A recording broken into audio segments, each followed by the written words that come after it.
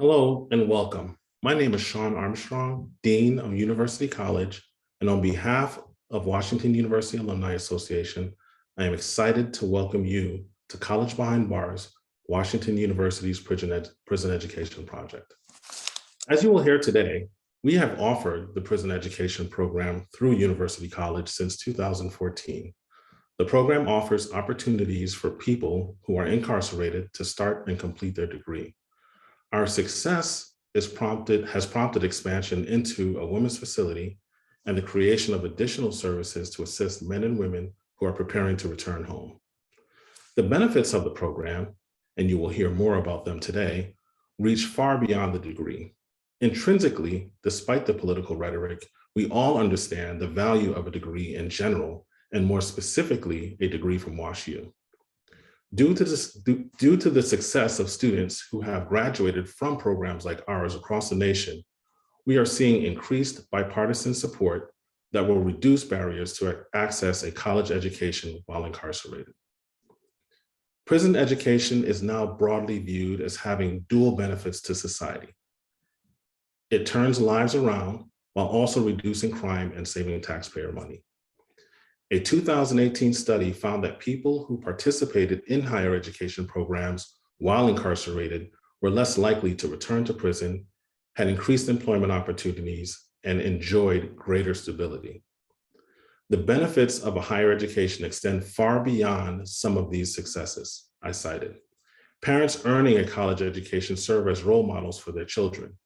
This may be anecdotal, but we cannot ignore the impact of a child witnessing their parent doing homework. More importantly, a college education gives people hope for the future and tools needed to reintegrate into society. Colleges and universities across the country have decided to step in and play a role in providing people who have paid their debt to society a fair chance to receive an education and gainful employment. And in doing so, has reinforced the value that all Americans have the opportunity to succeed through pursuing higher education. Yesterday, I had the opportunity to hear the Honorable Sonia Sotomayor, Associate Chief Justice, Supreme Court of the United States, speak. I had many takeaways, but one that is relevant to today's discussion is, she said we should be engaged in and devoted to helping people understand the importance of their obligation to better the world. I believe we are doing our part here at Washington University in St. Louis. Now I'd like to welcome Pat Matthews, Associate Dean for Academics, University College, who will moderate the featured discussion. Thank you, Sean. It's my pleasure to introduce our three panelists for this evening's featured discussion. Before we begin, I'd like to explain the format for today's session. Your screen will feature me and our three panelists, and we'll ask that you keep your videos off and microphones muted during this time. The discussion will last about 45 minutes. Following the conversation, we'll have plenty of time for Q&A. Thank you to everyone who has already submitted questions via your registration. During the Q&A session, we'll get as many questions in as we can. The featured discussion portion is being recorded, and I'll share it on the Alumni Association YouTube channel following the event. We would like to note that PEP uses people first language, which centers the humanity of our students. We encourage everyone in attendance to refer to our students at Alumni as incarcerated or formerly incarcerated students, and to avoid using dehumanizing terms such as inmate, offender, felon, etc., to refer to people who are system impacted. And now for our panelists. First, Jim Bruck. Jim is the alumni coordinator for the Prison Education Project. In his role, he serves as a primary support person and contact for PEP alumni as they transition back to the St. Louis community. Jim builds and supports the alumni network, including facilitating weekly alumni program peer meetings, and in collaboration with the Reentry Advocate, identifies resources and opportunities to benefit alumni. Jim received his Bachelor of Science in Integrated Studies from Washington University. Jim, welcome. Thank you. Next is Rob Henke. Rob is Professor of Drama and Comparative Literature at Washington University. He's the author of 3 books on Renaissance literature and is presently completing for the Art and Shakespeare series, a monograph on the influence of Italian theater on Shakespeare. He has edited 4 essay collections on Renaissance theater, including A Cultural History of Theater in the Early Modern Age. He helped found the Prison Education Project and served as co-director from 2014 to 18 and director from 2019 to 21. In 2020, he founded the Missouri Citizens Alliance for a national organization called Braver Angels, a group that works for communication and empathy across political divides. Rob, welcome. Our final panelist is Kennedy Young. Kennedy is the John B. Irvin Scholar at Washington University, where she majors in sociology and African American studies with a minor in women, gender, and sexuality studies. She's a fierce advocate for reducing reentry barriers for formerly incarcerated people and challenging punitive sentencing. A Mellon Mays undergraduate fellow, Kennedy's research currently investigates the racialized social impact of the Armed Career Criminal Act in the Eastern District of Arkansas. Her commitment to justice has led her to intern with the Arkansas Federal Public Defender Office and with Arch City Defenders. On campus, she's worked extensively with the Prison Education Project as a teaching assistant, writing tutor, book club facilitator, and reentry committee member. In 2020, along with 5 others, she co-founded the St. Louis Reentry Collective, which is a local coalition that manages a mutual aid fund and reentry resource guide for formerly incarcerated people. Since July, the Reentry Collective has raised and redistributed over $60,000 to 91 formerly incarcerated people. Kennedy's long-term goals include pursuing a joint JD PhD to combine scholarship, direct practice, and advocacy to combat inequality in the legal system and catalyze public justice. Kennedy, welcome. Thank you. I just want to thank you all for being here and being part of this discussion. And now on to the questions. We'll begin with Rob. Rob, you've been with the Prison Education Project since its inception. Could you give us an overview of the program and tell us more about how it began? Sure. I'll start with the overview. We are at 2 prisons. We're at Missouri Eastern Correctional Center in Pacific, Missouri, where we've been since 2014. We have currently 40 incarcerated students. We have, since 2014, taught, I estimate, about 100 incarcerated students. We've given about 80 courses. We're having our second graduation this May 25th, and by that time we will have granted about 30 degrees, 4 BS degrees. These are degrees through University College. We've had about, I think, 70 faculty teach from about 26 different units and departments. We teach the liberal arts. It's the liberal arts in prison. So we teach between the natural sciences and mathematics, social sciences, and the humanities. We usually teach 6 courses per semester. We have a summer semester of usually about 2 courses. And we try as best we can. COVID was a real challenge, but we try to create a sense of, the college campus. We have lectures. We had a chess club for a while. We've had poetry groups. So that's Missouri Eastern Correctional Center. And we started, thanks to a Mellon grant, a new program at Vandalia, women's prison in Vandalia, Missouri. We were able to transfer some students from Chillicothe, the second women's prison in Missouri. So we're, as of January, we've got 20 female incarcerated students there, and we're teaching 2 courses and very excited about that program. And then we also have the reentry program that Carl mentioned. So that's kind of an overview of what we're doing. You want to know just a little bit about the history, Pat? This was definitely not just founded by me, but co-founded by a wonderful team of 4 people. Barbara Baumgartner, professor in women, gender, and sexuality studies, whom you'll hear from later. was in on it, and Professor Jamie Ake from the same program at WashU, and then the late Maggie Garb, with whom I was pleased to be the co-director until she very sadly passed away in 2008. So the four of us had an idea of starting a college and prison program. Some of us had been involved in a theater program at Missouri Eastern Correctional Center, a thing called Prison Performing Arts. And the warden at the time was very open to it. So we had a small grant from the Bard Prison Initiative. And we started with 2 courses in the fall of 2014.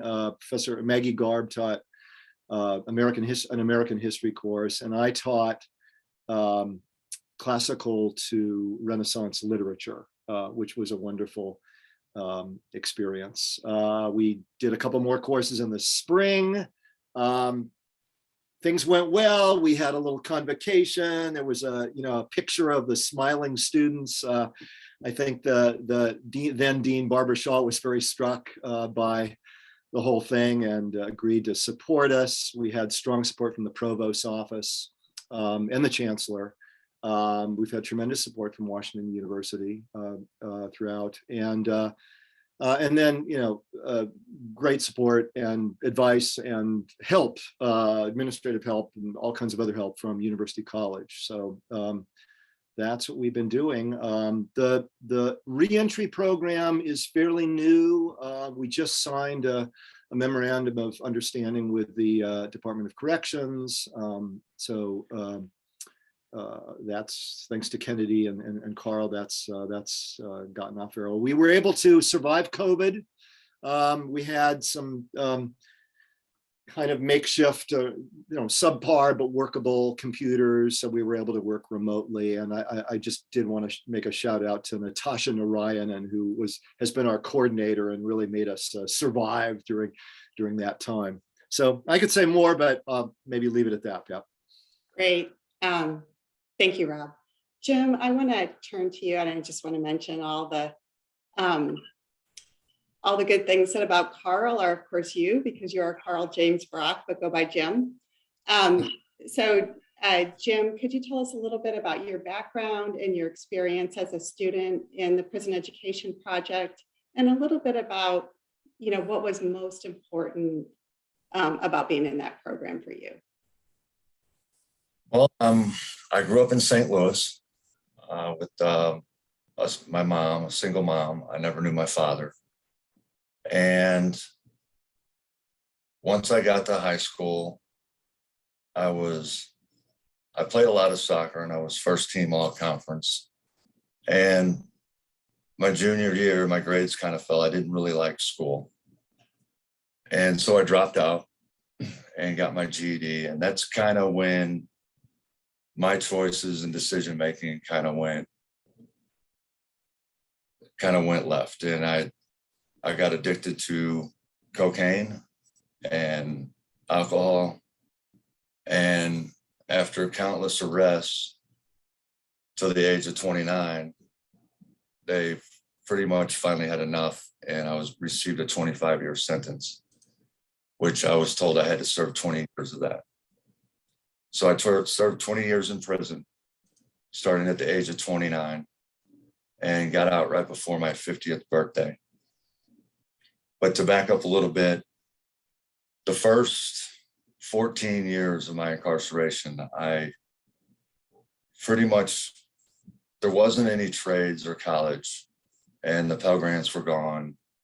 So I just basically worked on myself, and I worked on the issues that got me to prison, my alcoholism, my addiction, and all the defects in my character that I felt that I had and I got help for.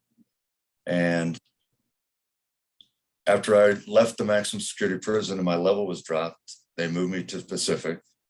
And that's where I was in the wing of the prison one day, and I saw a flyer on the wall. And it was talking about what Rob just talked about, Renaissance literature and WashU program. And it didn't grasp me because like I said, I never really did like school, but it was missing in my life. I wanted to learn. There was times where I reached out to try correspondence courses, but they were way too expensive. So I talked to my good friend and mentor, Wayne Walker, on the phone that night. And I told him, yeah, they have this college program, but it doesn't look like it really interests me in the least bit. Now, this is a guy I've been talking to about getting educated and more things need to be in prison and more trades. And here I am making excuses of this flyer I saw on the wall. So that night I went to sleep, kind of, and I woke up and I'm thinking to myself, I just made excuses of the very thing that I've been wanting for 14 years. So there was only like 2 days for me to get my application in. And at the time I was working at the gym as a rec worker. And I asked my boss that day if I could just take the day off and do this. We had to write a essay and answer a bunch of questions. And I don't remember the first thing about writing an essay, how to map it out, draw it out. So I just sat down and I wrote a story about my life. And was some miracle, I was accepted. And I can remember that day because it was pretty exciting. And I called my friend Wayne and told him about it. And at that point, fear kind of set in. Like, could I do a college class? I mean, I dropped out of school my junior year. I haven't been in school in over 30 years. But could I really do a WashU college class? And that started to set in. But I had my first class and it was public speaking. And I hope that Professor Whitaker is on the call and that I do a good job here. But the support from my friend, advisor, and now I guess I could say colleague, never thought I'd use that word, Jamie Ake, she gave me the confidence to say, you can do this. I mean, tell you a little story. We were in the back of a classroom when I was preparing for this play that I had to do for my final. And it was about 3 umpires. And she just moved the tables. Like, no, we're going to act it out right here. You're going to get this. You can do this. I was going to have my first little like rehearsal thing the next day. And she got a couple of the other guys to participate as the other 2 umpires because they couldn't show up that day or something. But the support of the faculty that came in there was probably the most ultimate experience of my time in PEP, because for 14 years, I was, I guess, treated just like a number, just like, go here, go there, do this, do that. And Professor Henke and Professor Ake and Professor Baumgartner, they came in there and it was like they were treating us like people. And needless to say, I completed that first class and I completed it with an A. And it was that point where I said, you know what? I think I can do this. I got in a WashU class and it just kind of took off from there. And a couple of the other good experiences. I mean, it was tough. It was challenging, which I like. And just the guys in the classrooms, discussions we had, it was just the whole experience inside there. It felt like you were leaving the prison when we went to class and going to college. It literally felt like that. And that's all I have. I mean, I could Yeah. That's ringy, but Yeah, no, thank you, Brock. I appreciate it. I know you can say more and we appreciate hearing that. Kennedy, I want to turn to you now. Can you tell us how and why you got involved with the Prison Education Project and what your current role is in the program? So the fall of my first year of college, fall of 2018, I was deciding what classes I wanted to take. And my advisor, Jamie Ake, told me about this new class that they were offering called, I think, Research in the Contemporary Library, in partnership with WashU's Prison Education Project. And in that class, we worked as research assistants for the PEP students. Because the students are incarcerated at a prison, they don't have access to the same things that Danforth campus students have access to, so like Google, even like an extensive library. And so that fall semester, we would correspond with the students fulfilling their research requests. And it was a really great experience. And that was my introduction to the program. Later that semester, another one of my professors, David Cunningham, was teaching Order and Change in Society on campus and at MECC. And later in the semester, we were able to do a joint class session with the Danforth campus students and the PEP students. And again, it was just a really lively discussion that night. And I think a really fun experience for both groups of students. And so that's how I got involved through Jamie Ake and David Cunningham. And then why I got involved in high school, I witnessed the harmful effects of incarceration in my family, specifically with my brother and my uncle. And I knew that when I came to college, I wanted to find a way to challenge the inequalities that exist within the legal system, but also think about ways that I could provide support to people in prison and leaving prison, because for my family members, the support that my family was able to give to them was instrumental in how they were able to come back out of prison and reintegrate into society. So that's the personal reason why I got involved in PEP. And then for your last question, my current role in the program is I'm a writing tutor. So I go to MECC every Friday and help the students with whatever assignments they're working on, editing and things like that. Thank you, Kennedy, and thanks for sharing your story. A question for everyone. The heart of the Prison Education Project is learning. Could you each tell us about a course that you took as a student, taught as an instructor, or for which you were a TA or a tutor? And Jim, I want to start with you. Could you tell us about one of your courses? Well, I just told you, Freddie, Yeah. one of my favorite courses, and it really was, because the public speaking really set me up for all the different courses I had. I mean, Professor Henke's course, it's one that sticks out, not just because he's here, it always has, and I tell this story all the time. It was early in my college time, and here he comes in and he's got not just a textbook, not a textbook in a writing book like I would expect.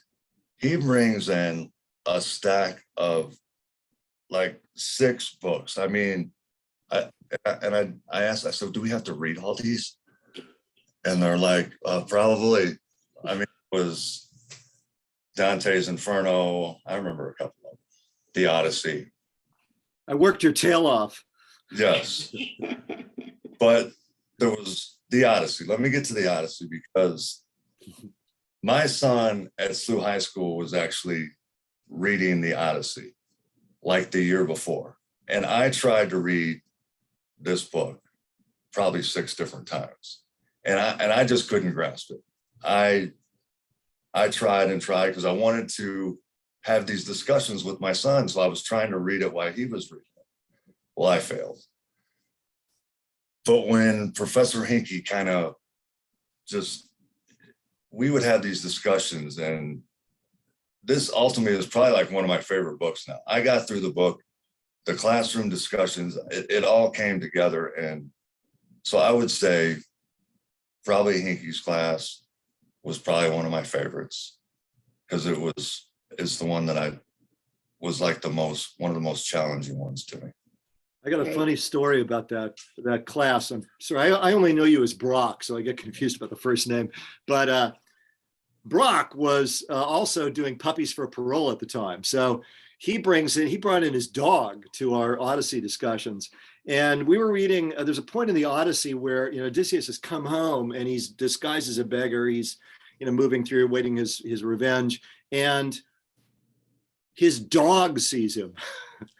And his dog starts wagging his tail. And to have Brock's dog there, during that scene was great. But I just remember, I remember the class. That was, I think, the second time I taught the class. Maybe the first time it was the very first course along with Maggie's. And you walk across the yard, it feels kind of like a prison. This sort of looks like a prison. And then as Brock says, once you close the doors, you hand out the books, Robert Fagel's translation of the Odyssey. And I had one of the men start reading Tell Me Muse, the Man of Many Ways. It's college. We have transformed this room into college. We are a seminar room. I'm a professor and you are college students. And you are also excellent college students. I mean, the course is exactly the same in terms of requirements and the number of assignments and the grading criteria. And we just find you so many excellent students. And it's the mission of WashU to find excellence in different, out of the way places. And we certainly are finding that with this program. Oh, thanks. Kennedy, do you want to add to that? Do you want to talk about a course where you were a TA or you were tutoring? Yeah, I can talk really briefly. In spring of 2020, I was a teaching assistant for a class called Social Conflict. And similar to what Professor Henke just said, the idea of talent being universal, but opportunity is not. I think I really realized that semester because I remember talking with David and Hetty and Jeff, the professors for the course, and telling them how, I wasn't surprised, but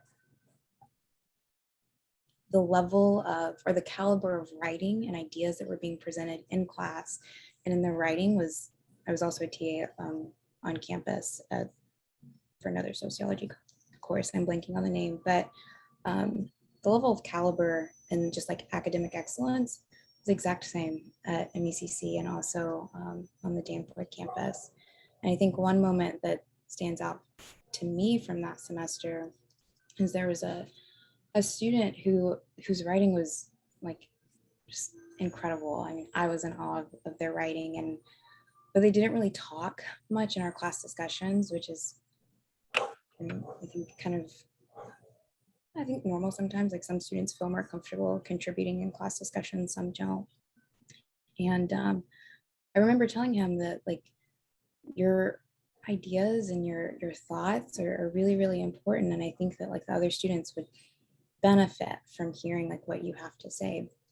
And I think it was when David was teaching, we both told the student that. And then the following week, the student participated in class for the first time.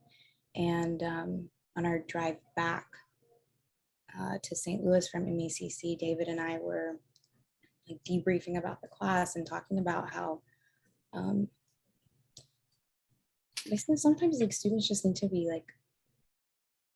reminded of their excellence and reminded that their words matter, that their ideas matter, and also of their potential. And so that semester, I think, really stood out to me just because of how lively our discussions were. And then also it was right before the pandemic happened. And so also thinking about how we were transitioning to online was stressful for everyone involved. So, yeah. Thank you. So our PEP students face barriers that most of our other students don't, both within the classroom and upon release.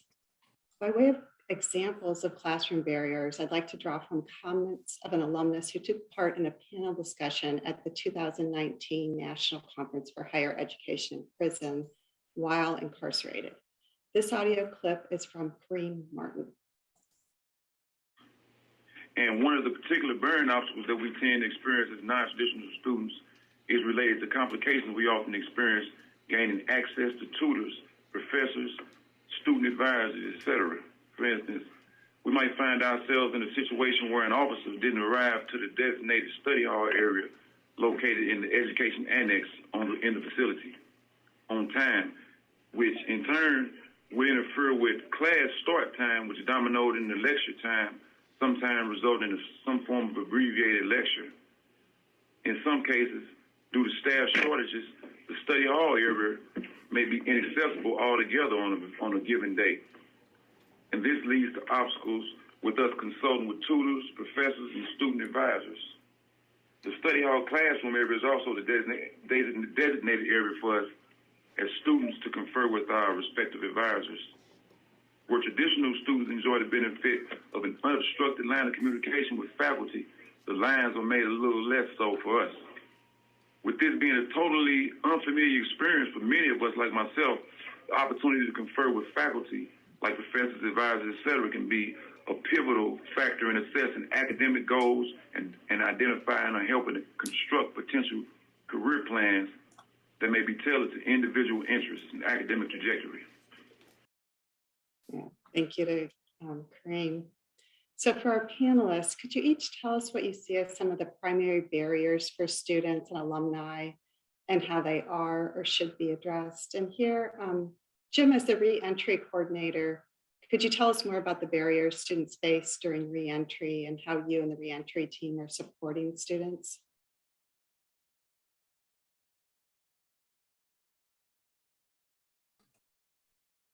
Yeah, sorry, I was having trouble there.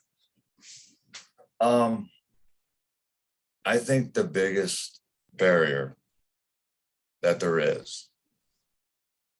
is when you walk out that door of the prison. You're like, for me, for 20 years, my meals were made for me. I was told when to go to bed. I was told when to wake up. I was told what time this is, what everything was structured. As soon as you walk out the door that day, you don't think, I didn't think about this either, but as soon as I walked out, all that was gone. I was placed in a world where I had to start figuring out everything, like starting with where I was going to eat that day and where am I going to work? Just a slew of things come through your mind. So I think the structure aspect is a big barrier, especially with a lot of these guys. They don't have a support system and they sort of just rely on us. And that's got to be difficult. I was fortunate enough to have people to support me. My family was there and friends. But the other barriers are the obvious. I mean, there's some employers that simply will not hire formerly incarcerated people. They don't want to hear the story. They don't want to hear, they just no. And there's many realtors that will not rent to us to formerly incarcerated people. It's just in their policy, no. And I guess the second part of your question is, what are we doing? Well, people always ask me all the time, you have your degree, why are you driving for a courier company? And my answer to that is, well, first of all, there's a lot of people that are not in the field where their degree is from. But this company, they gave me a chance. And all I had to do was go in and sit down with the GM and manager, explain my story to them, and they gave me a chance. And I have been driving for them since I got out. They have me on a really decent route. I actually deliver, believe it or not, paychecks to over 200 companies a week from St. Charles all the way up to Winsville.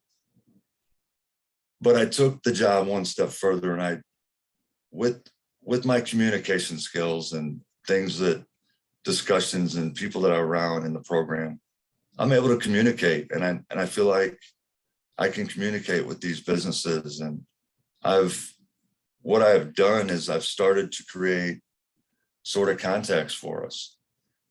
So there's companies, including my company, on my route that will hire previously incarcerated people.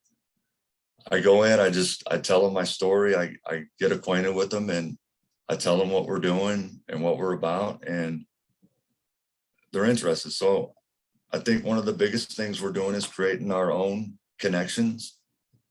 And another thing, that some of these guys that have come out, they don't have anything. And we were fortunate enough to have criminal justice ministries offer us places where we got 2 apartments from them. And WashU, Natasha, our coordinator, along with Harvey Galler, one of our alumni, were able to get a couple guys in apartments down near the WashU campus. But so housing has been a struggle, but they also need clothes and different things. And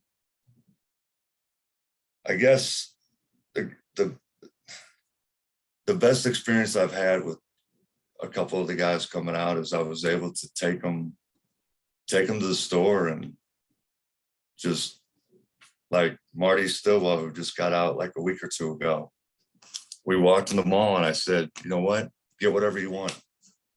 And I worked hard, and I got myself in a situation where I was able to walk in the mall and tell this grown man who doesn't have the clothes he needs to get started, get what you want. And it felt good. So that's the sort of things we're doing. We're looking for housing opportunities, just employment opportunities, just to get a start for these guys that are coming out with no support. Thank you, Brock. Rob, one of the major barriers in prison education is the lack of communication technology and tools that students at Danforth have access to. And we saw this in Kareem's remarks. Could you tell us about the learning management system that's under development, who is doing the work, and what the goals are?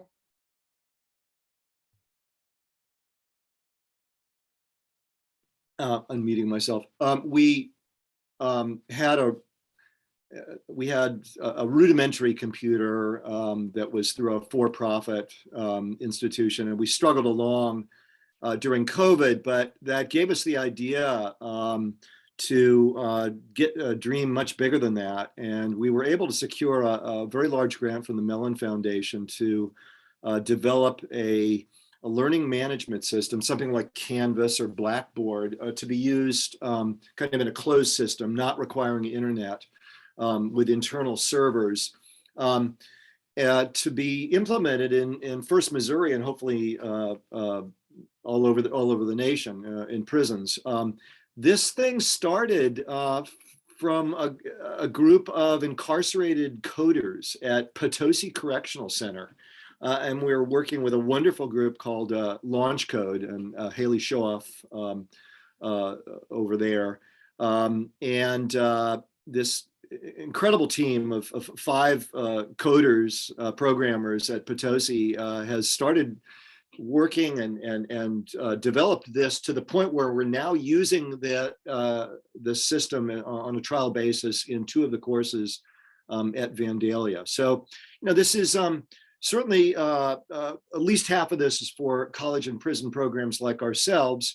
But another big part of it is that this kind of learning center really is the bigger term, can supply content and educational programs to the incarcerated population at large. The DOC, I got to say, was, they support our college and prison programs, but they were very interested also in this. So that people can take, incarcerated individuals can take MIT open courses and the Khan Academy, and it can also be used for sort of home cooked courses in facilities. So and also this can be used hopefully. One limitation here is that prisons that happen to be close to colleges get maybe inordinately served by college and prison programs, but if we can distribute these learning centers, it can really spread access to educational opportunities across Missouri. And we're going to be putting this new system on open source at the end of the grant period and making it available to the nation. Great, wonderful, thank you. Kennedy, COVID meant additional difficult restrictions for prison education. Could you tell us about the virtual book club that helped connect PEP students with Danforth students?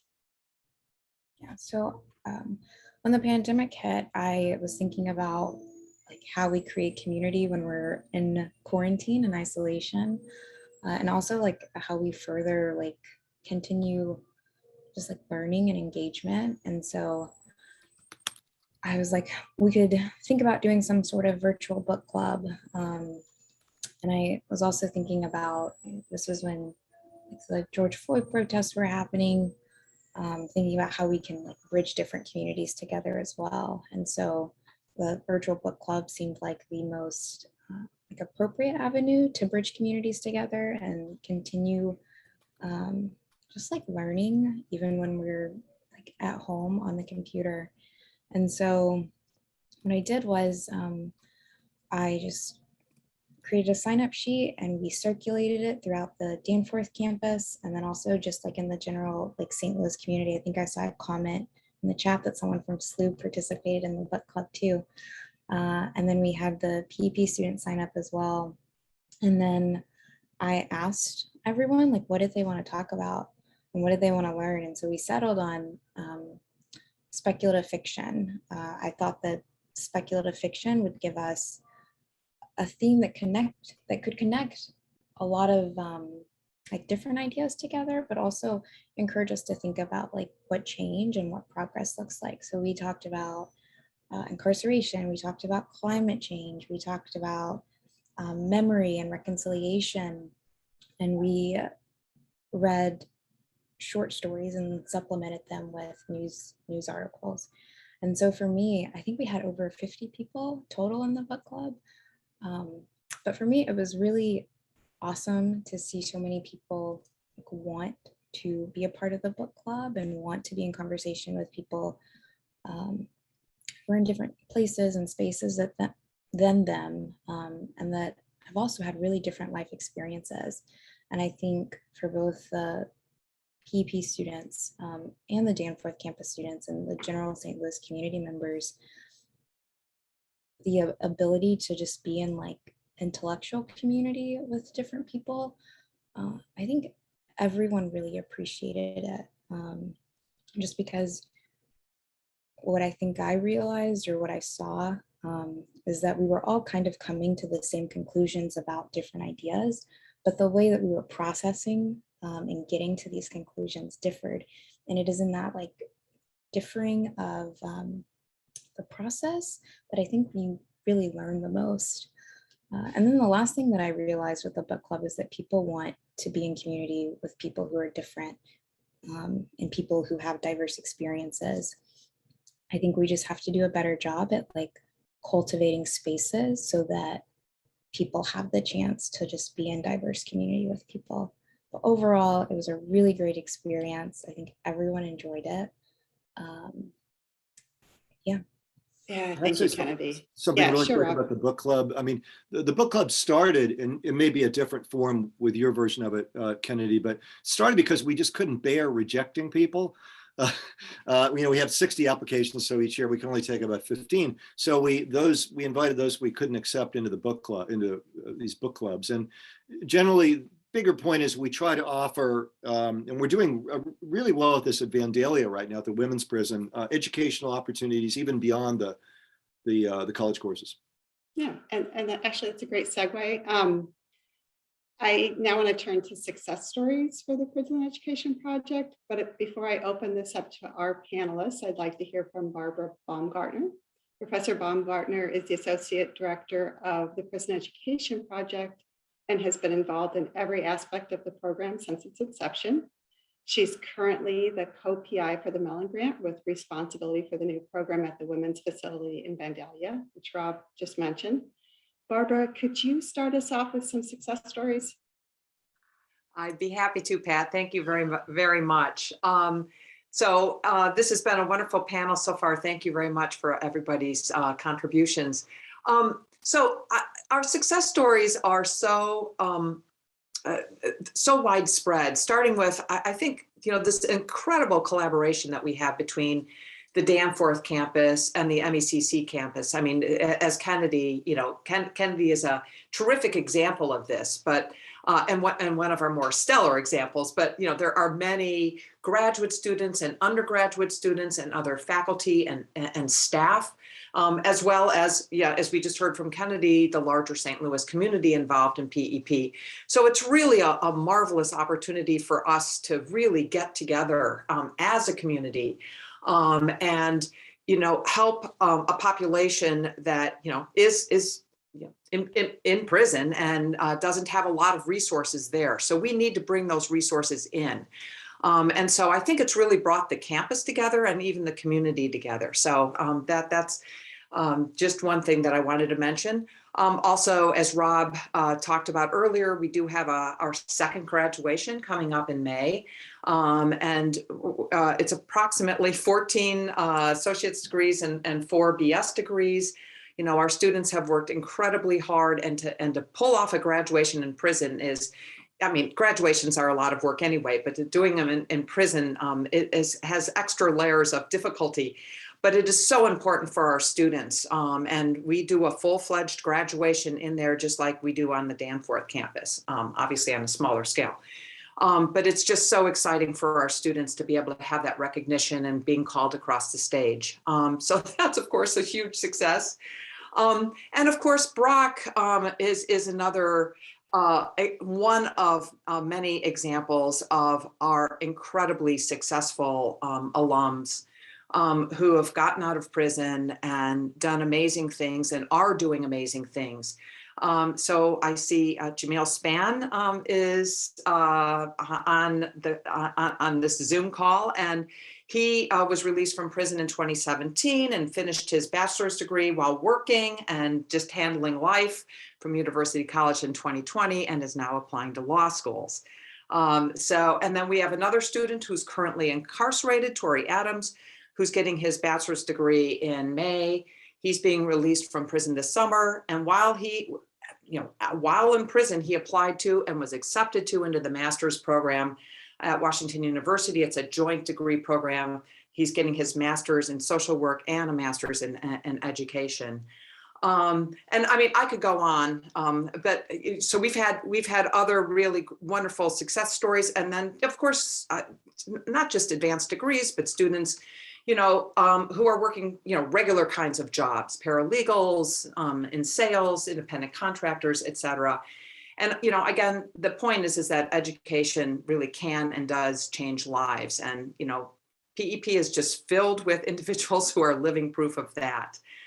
And we also, even students, so I mentioned Tori, who applied for graduate school while he was in prison. We had another student, Patty Pruitt, one of our, who's in the women's prison, who just had a short play published in the spring 2022 Massachusetts Review. We're going to have a link to that on our website. It literally came out like 2 days ago. I'd encourage you all to seek it out and read it. It's a personal. It's about her own personal experiences. And then finally, because I don't want to take up too much time, I want to leave plenty of time for questions. I could go on and on, but I do want to mention the other aspect of that Mellon grant that Rob was talking about that allowed us to work on this new LMS that's currently being piloted at the women's prison. it was actually the grant that allowed us to expand to the women's prison. Well, at least I, and I think other people in PEP have wanted to offer some educational opportunities to the women who are incarcerated in Missouri. We have 2 women's prisons, and Vandalia is 100 miles away from St. Louis. So it poses very different challenges for us than MECC, which is just 30 miles away. In terms of, getting faculty who are willing to make that drive, 100 miles there and 100 miles back all in one day. And we think our LMS, we are very, very committed to teaching in person, but this new LMS that's being developed, I think is going to help us deliver more educational content. We're really excited about that. And we're also, right now we're offering 2 courses, but we would love to be able to expand our course offerings at the women's prisons as well. We have 19 very, very enthusiastic students in that program who are all doing extremely well. And they're taking a math class and a writing class this semester. And this summer we're offering an introduction to psychology and an introduction to chemistry class. So they're going to be working hard, but they're all doing well. And we're really excited that we've been able to expand our programming to yet another prison. And as Rob said, we hope to be able to do this with other prisons as well. Thank you, Barbara. It was great to hear from you. Would any of our other panelists like to comment on success stories for the program? Okay, I do want to, Barbara mentioned the 2019 graduation, which is our first graduation, and I want to share some photos from that because it was really a moving occasion.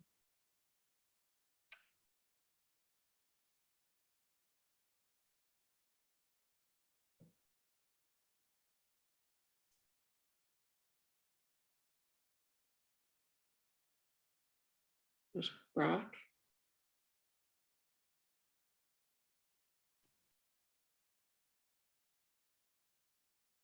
There's Kareem, who spoke.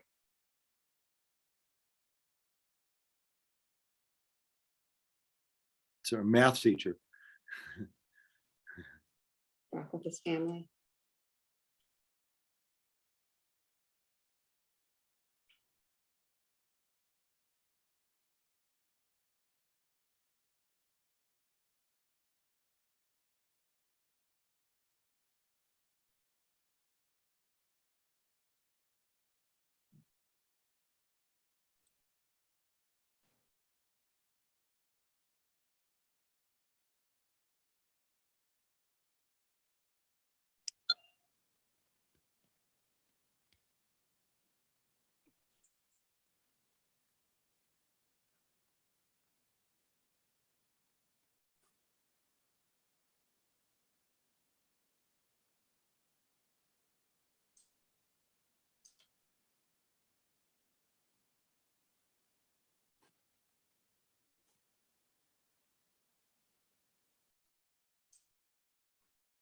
Thank you.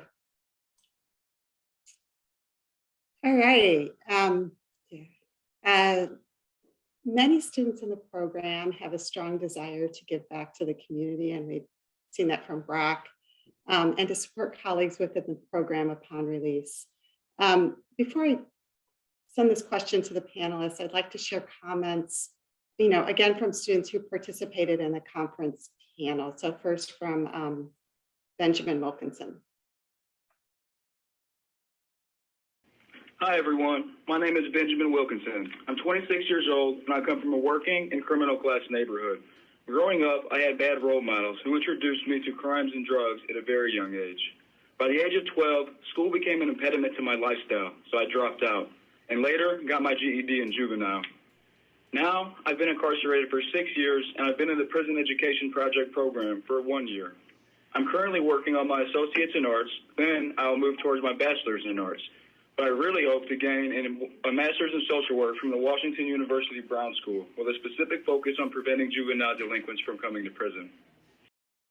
Thank you. And then I also want to play some audio from Harvey Galler, who we heard mentioned earlier. Good afternoon, ladies and gentlemen. My name is Harvey Galler, 43 years old. Raised in Section 8 housing in the DC area of Northern Virginia. I graduated high school. I had some college prior to incarceration. Spent my adult life in a cycle of recidivism. Currently been incarcerated for 5 years on this bit. I was admitted into PEP in 2017 and earned my AA in 2019. I was among one of the first to graduate from the MECC campus. I plan to use my degree and my life experiences to work with programs like this to redefine what reentry looks like. Models that break the cycle of institutionalization and sever the offender's dependency on the system and offer avenues of autonomy for offenders. Thank you. So now I want to open up to our panelists. Could you give us examples of students giving back?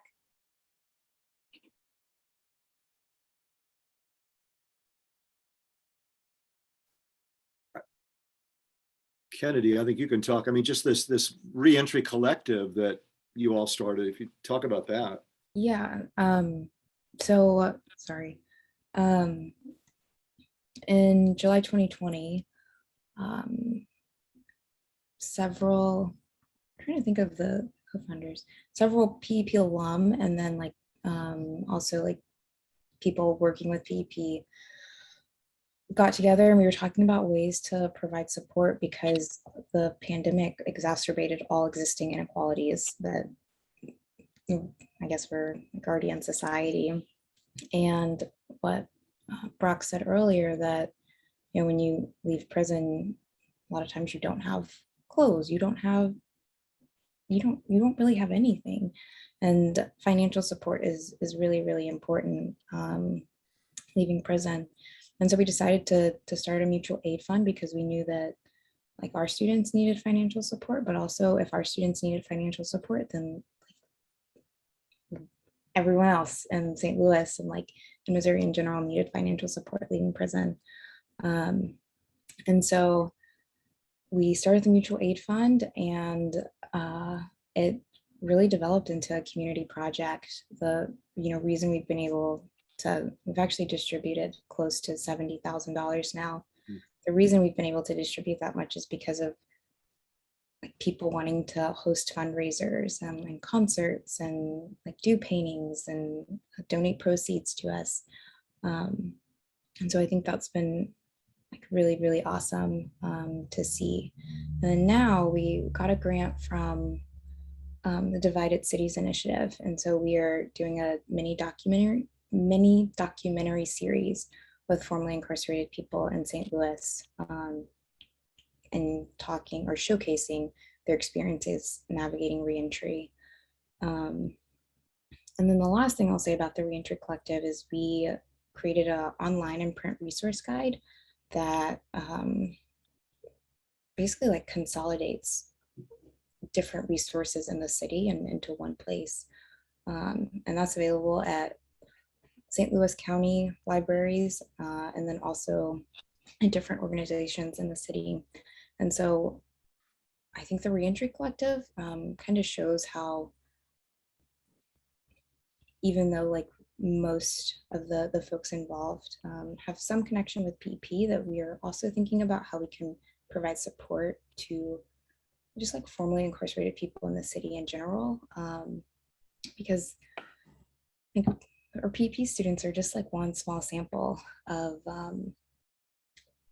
like the incarcerated population in St. Louis in general. So I'm looking at our audience. I see Jamil's out there. I don't know if anyone wants to say a little bit about what Jamil has, some of your work, or Jamil, if you want to, if you're able to turn your microphone on. I know this is.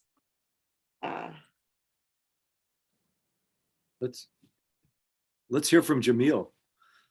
Oh, my experience has been one of just tremendous gratitude for being connected with the WashU PEP, being an alum, actually being the first person that's, had the opportunity to pursue my degree post-incarceration. As Dr. Baumgartner said, just a tremendous amount of support from Dr. Henke, Dr. Baumgartner. I seen someone in the chat mention earlier, Dr. Garb, all of these folks. I was first, right? So I had the opportunity of being the only one for a long time. And I'm just really grateful for that. So now I do a lot of work in the social justice nonprofit space, specifically higher education in prison. I've worked as a consultant. I am spearheading a group with Vanderbilt University's Race Research and Justice Initiative. It's the STEM Ops program, trying to bring STEM programs to prison settings.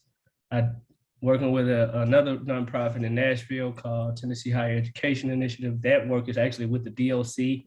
Never imagined myself in partnership with, DLC personnel. But yeah, I just want to say that don't want to take up a lot of space here at all. I see Kevin on the call, other folks who are connected with PEP. So I want to make sure that we uplift those voices, and because they are very much still in the work of, finishing their degree and managing life. So Brock, you was really humble. I want to put Brock on the spot. Brock has gotten several people connected with our program employment, which is like clutch, right? Yeah, so I didn't hear him say that, and I want to say that for everyone to hear, because I really appreciate that, even though you haven't helped me to get a job. So thank you, Jamil. I appreciate you coming on the camera, and also, of course, all the work you're doing to support formerly incarcerated students and the people still incarcerated. In a few moments, we are going to take questions from the audience. So if you have those, please put them in the chat. But we have had a number of questions that have come through the registration. So I want to give some of those to the panelists now. So for the panelists, what do you see as PEP's role within WashU and the broader St. Louis community? I mean, I'll start for WashU that, this program, from the professor's point of view, re-energizes you. It makes you passionate about teaching, passionate about the liberal arts, and it engages students like Kennedy. We've had a lot of graduate students involved. We've had graduate students come here because of the program, and maybe a few undergraduates as well. So it's just something magical about teaching in this space. It's just a great match. It's been something that some emeritus professors, such as Professor Hagel, who's on the call, has engaged in. So I think it just, it's Washington, it's Chancellor Martin's commitment to Washington University in St. Louis for St. Louis. We're looking, as Kennedy says, for brilliance, excellence, really in a more equitable field, in a more equitable terrain. And it just has been a great thing, I think, for WashU. Does anyone else want to comment on that, about the role of PEP within WashU or within the St. Louis community? I'll say something. I just want, I live every day, and I know Jamil and Kevin, and we're on the same page. We just want to change people's minds and keep doing the positive things and keep getting the positive things out there, because there's so much negative in the media or snapshots of the news.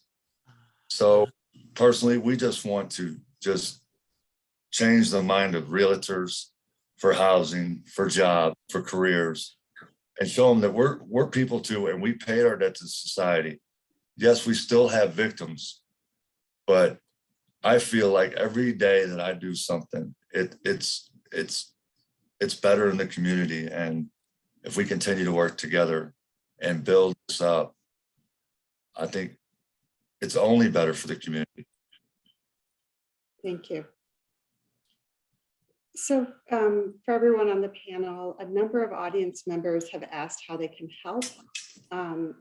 What are the opportunities for folks to help or to be involved in the program? I would like to step in for a second if I could. My name's Kevin Hammersmith. I'm a PEP alumni. I started my higher education incarcerated. I finished once released last year. I graduated with my AA. I've put my education on hold right now because my career is taken off as a litigation paralegal with a law firm in the St. Louis area. And not only that, because I've been involved in my own reentry with individuals getting out of prison. I provide personal assets and mentoring with individuals, not just PEP students, but also those who I've come to grow with relationships while incarcerated.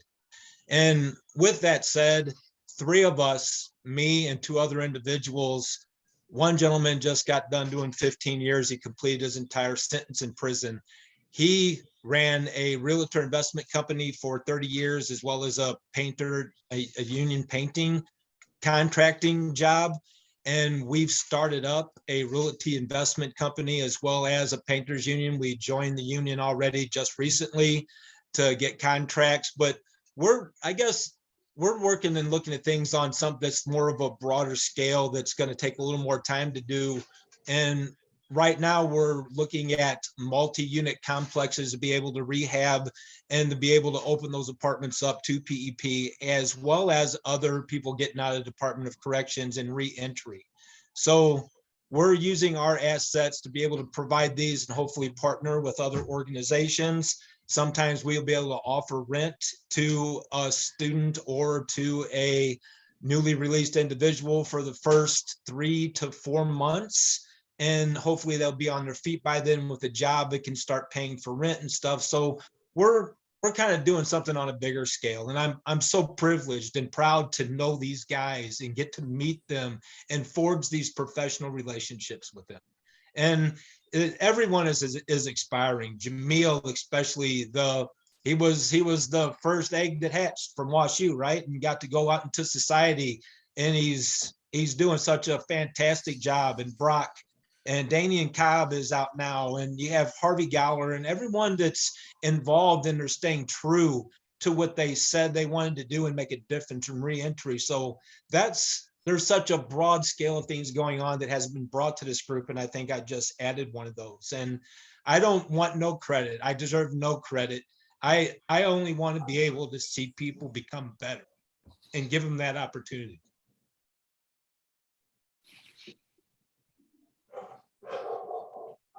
Can I respond to your question about how people can support, Pat? I'm sorry, I was muted. So thank you, Kevin. We really appreciate it. And yes, Rob, could you follow up on the question? There are we haven't had a lot of this, but there are it would be possible to work as a tutor if one is close to either of the prisons. And there are some other ways, but to be really honest, the greatest way that people can help is through financially supporting us. We have a Mellon grant that has allowed us to start up 2 programs, really 3, but 2 that I'll address right now: the women's program and the reentry program. The money for these things runs out June 2023. We're going to have at that point 20 passionate incarcerated female students at Vandalia who I'm sure will want to continue their education, and I'm sure the reentry program will be going strong. We have 2 part-time employees. Brock is one of them right now. But these things are, the grant has been great to start them, but in order that these continue, we will need financial support. Certainly we are working hard on grants and foundations, but we very much appreciate individual donations as well. Great, thank you.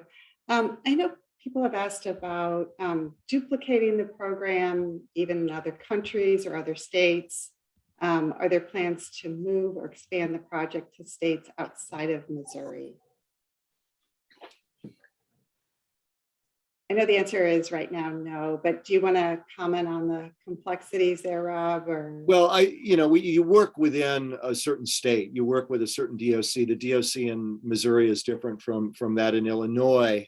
Where we want to be sort of nationally evangelical, I think, is with this learning management system that we really hope will expand.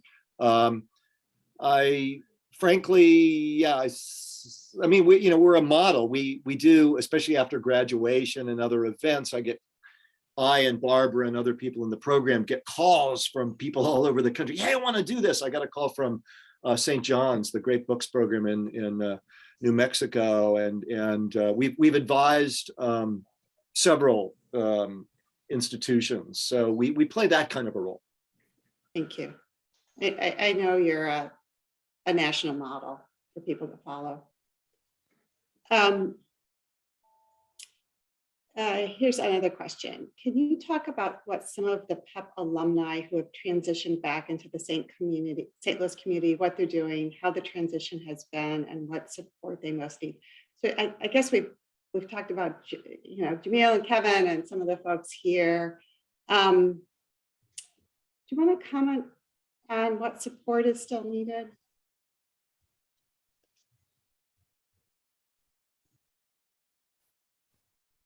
You want me to comment? Yeah. Thank you, Brock.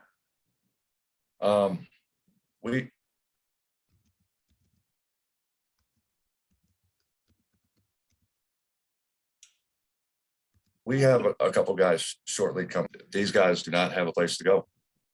So fortunately, we found a realtor that is willing to rent, but he wants a huge deposit, but he is willing to rent to our guys.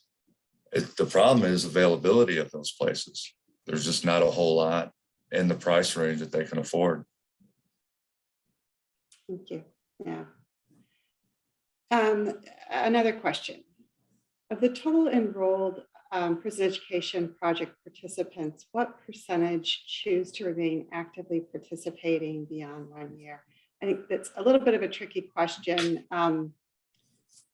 So we have students coming out who then finish their degree, and then also students who are active with the alumni group.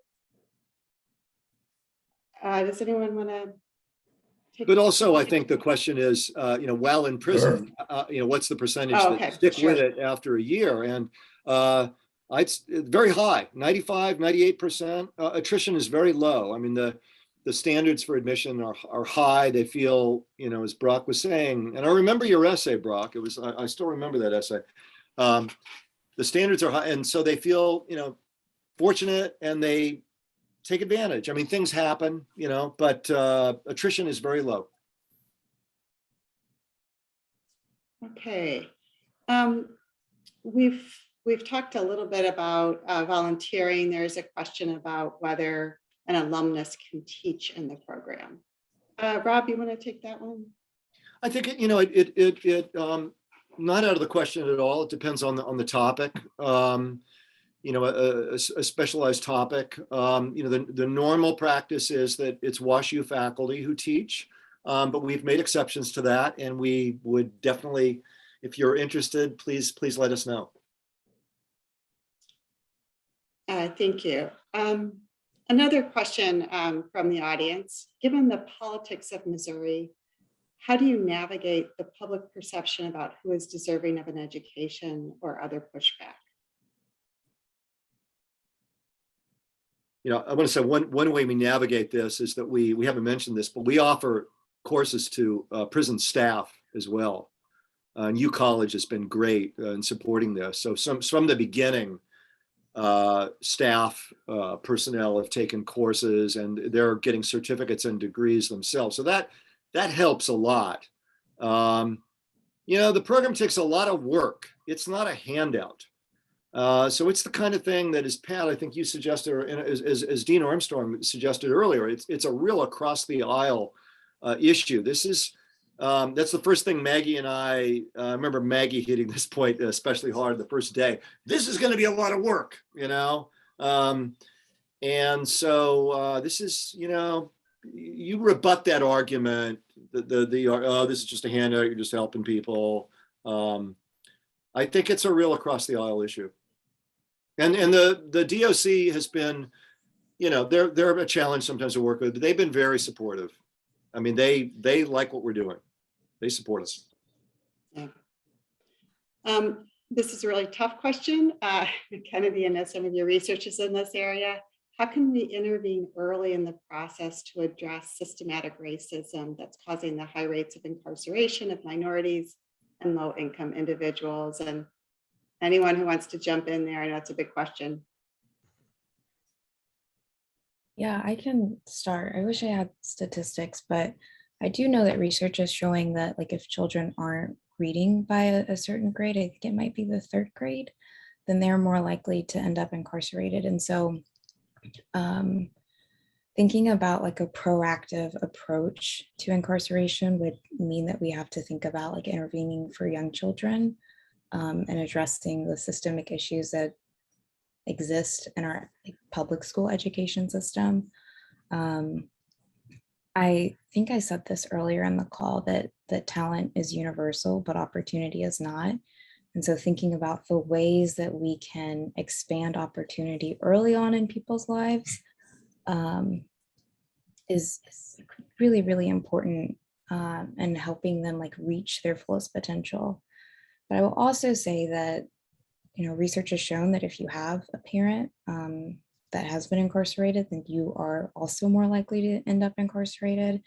And so I also think that we have to, again, think about the ways that we provide support to children with parents incarcerated. I think that's a really big question. And I think to sum it all up is like a lot of the issues when you think about housing and education and healthcare, incarceration, everything is so interconnected. And so to like actually solve everything, I think we need an interdisciplinary approach. But I do believe that like PEP is like that one of like the like crucial ingredients to thinking about support and thinking about how we increase opportunity, and also thinking about how we have students like reach, or not even students, but people in general reach and see their fullest potential being met. Thank you. Someone in the audience asked, are there variations on the prison education model nationwide?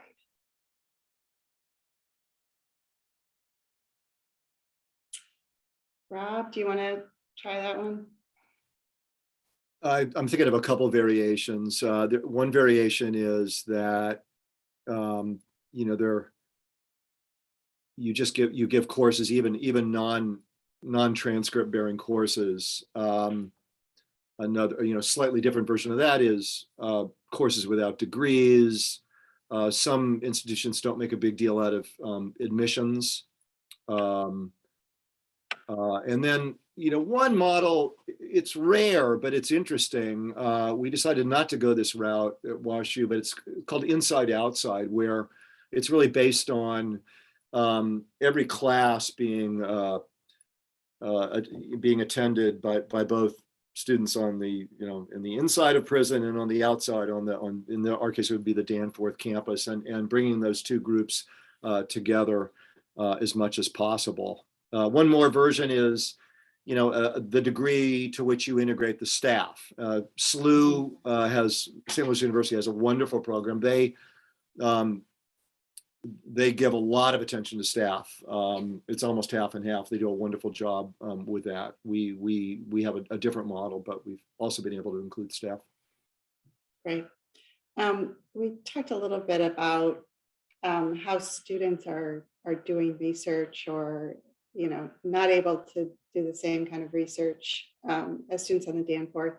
There's a question about whether the library's like for all folks, students and non-students in MECC, Vandalia. Are they funded, donated, maintained?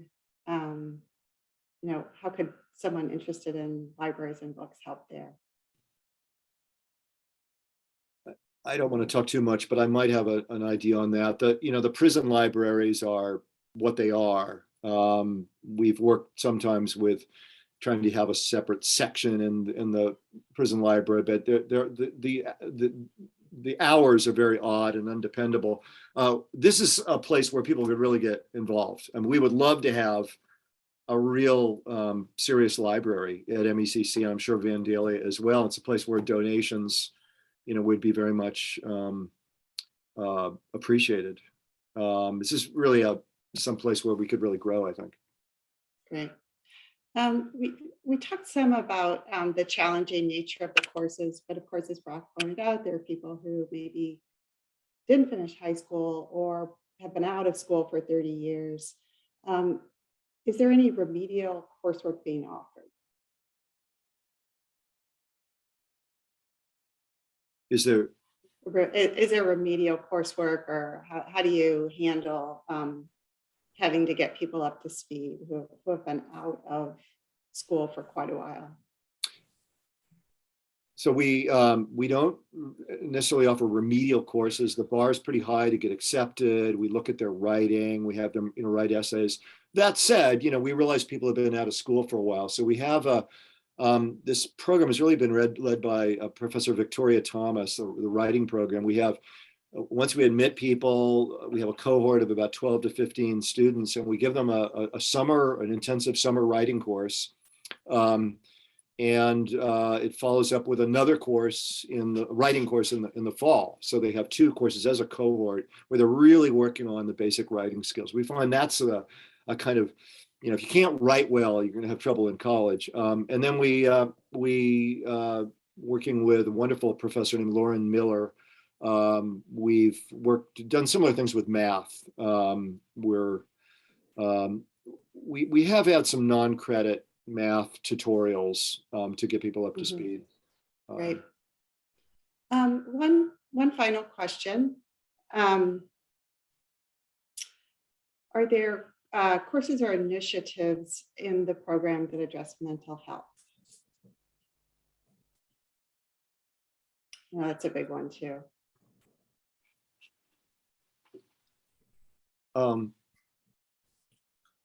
I think it's something that's being worked on through reentry in some ways. I hate to speak so much. I mean, the students are intensely interested in psychology. Psychology is one of the most popular subjects. So I think mental health has been addressed in those courses, but as you say, Pat, it hasn't been really tackled systematically. But we're very aware that this is a big issue in prison, and that frankly, the incarcerated students and the general population is not getting the attention and treatment and the programming that they need. Yeah. So before we end, I'd like to share a comment from an alumnus, Tori Adams, on the value of education. Initially, I did not see what an education could accomplish. It was not until I faced several situations in prison, potentially explosive arguments and debates that could lead to fights or worse, that I realized I had learned to think critically. I no longer live to please friends at the expense of my own priorities. Social experience with education has taught me that I'm the most important component of my success. I've come to realize different ways of approaching solutions. Instead of just reacting, my mind relies on critical thinking skills to help me navigate a situation to reach a more desirable solution. No matter what campus a Washington University student is located at, PEP or the main campus, the character of Washington University, which is courage, confidence, the ability to think critically and to see ourselves as successful, becomes part of our personality. That is what it means to be a Washington University student. Education is the balance of both, the scales of injustice and inequality. Let's be honest, what the PEP is doing goes against mass incarceration. And I just want to thank Tori. I know he's not here, but he's out this summer. He'll be going on to graduate school, and I think we can all see why.